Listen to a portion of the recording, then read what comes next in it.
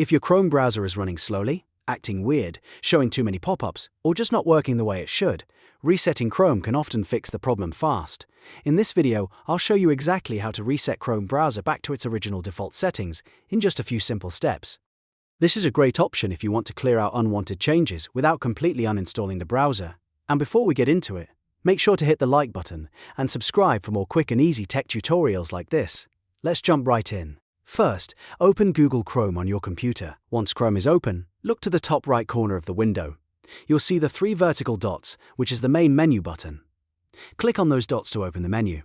From here, choose Settings. This will take you into Chrome's main settings page, where you can control everything from privacy to appearance to startup options.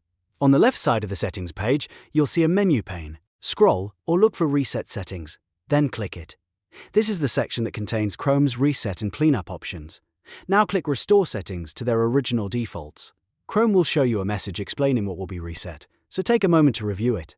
This step is important because it helps you understand what changes will be reversed before you continue.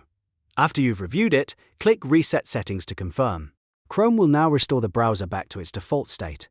That means things like startup pages, search engine settings, pinned tabs and disabled extensions may be reset depending on what Chrome includes in the process. Once the reset is complete, Chrome should be much cleaner and easier to use. If the issue you were having was caused by a bad extension, unwanted change, or corrupted setting, this often solves it right away. After resetting Chrome, it's a good idea to reopen the browser and check your settings. Sign back into your Google account if needed, and make sure everything looks the way you want it. And that's it. You've now successfully reset your Chrome browser to its original defaults. If this video helped, please give it a like, and don't forget to subscribe for more simple computer tips, fixes, and tutorials just like this one.